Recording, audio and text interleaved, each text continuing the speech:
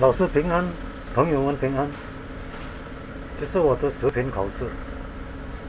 Selamat sore, teman-teman sekalian. Selamat sore, Ibu Femi. Ini adalah ujian akhir semester saya, dan saya serahkan juga dalam bentuk video.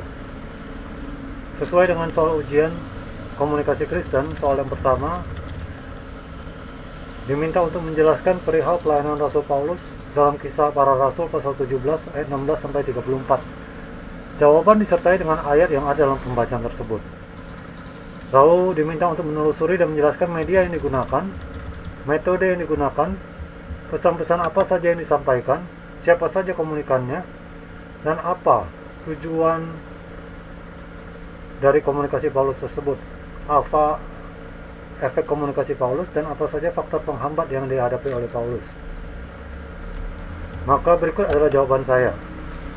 Perihal pelayanan Rasul Paulus terdapat dalam Kisah Para Rasul pasal 17 ayat 16 sampai 34 yang sudah saya cantumkan juga di sini dalam versi bahasa Mandarin CUV Chinese Union Version 使徒行传17章第16到34节.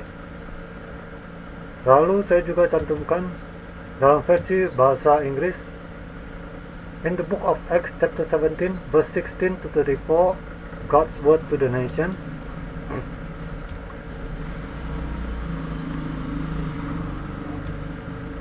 Dan berikutnya jawaban yang pertama. Paulus mempunyai prinsip-prinsip dalam komunikasinya, yaitu dia seorang yang lahir baru, dia yang mengandalkan Roh Kudus, dia berhati seorang pelayan, dia rendah hati, dia rela hidup demi orang lain, dan memberikan keteladanan. B. Media yang digunakan, rumah ibadah, tempat-tempat umum, maupun melalui surat. Sedangkan metode yang digunakan adalah diskusi, dialog, khotbah, mengajar, memberi kesaksian, maupun melakukan kunjungan. Pesan-pesan yang hendak disampaikan adalah sebagai berikut. Pesan yang diberikan Paulus adalah Injil dari Allah, Galatia pasal 1 ayat 1 dan 12. Paulus dengan rendah hati mengatakan bahwa ia adalah seorang rasul yang dipilih Allah, sehingga apa yang dilakukannya juga berasal dari Allah. Paulus menerima penyataan Yesus Kristus dan bukan dari manusia. Paulus menjelaskan Injilnya bukan dari pikirannya atau ajaran rasul di Yerusalem. Paulus menuliskan Injil adalah kekuatan Allah yang menyelamatkan setiap orang. Komunikan atau audiens Paulus memberitakan Injil kepada siapa saja, baik kepada bangsa Yahudi maupun Yunani. Tujuan komunikasi Paulus adalah selalu hidup untuk Injil. Ia ingin orang lain pun dimenangkan melalui pemberitaan Injil. 1 Korintus 9 ayat 22. Selain itu, ia ingin supaya jemaat yang dilayani selalu terpelihara imannya, sehingga maju dengan tujuan kesempurnaan dalam Kristus. Efek komunikasi Paulus adalah yang pertama menerima, seperti yang tertulis dalam Kisah Para Rasul pasal 14 ayat 1, pasal 17 ayat 34.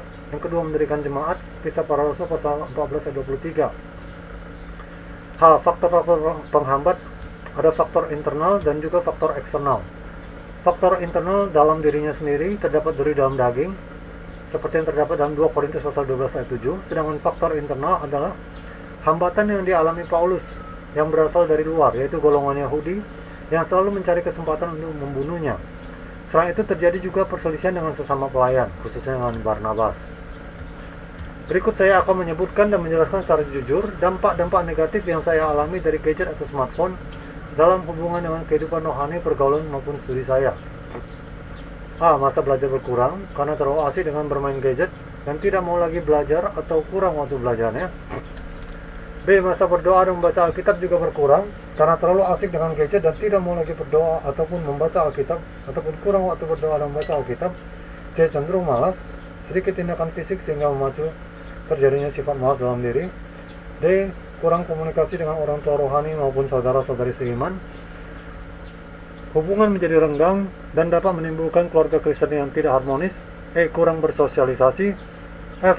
Kreativitas berkurang. G. Pengendalian emosi menurun. H. Dampak negatif kecanduan gadget terhadap pertumbuhan dan kesehatan. Yang pertama, terjadinya gangguan pada mata, dapat merusak mata. Yang kedua, pertumbuhan dan kesehatan badan karena terlalu asik bermain gadget sehingga lupa makan dan badan menjadi kurus. Sebaliknya dapat juga sambil ngemil yang berakibat obesitas. Yang ketiga, kesehatan tubuh. Karena sedikit aktivitas dan kurang tidur, maka mudah jatuh sakit. Demikian presentasi saya. Terima kasih untuk perhatian dan kesempatan yang diberikan. Sonjan Kui Yomen Ten Tuhan. Amin.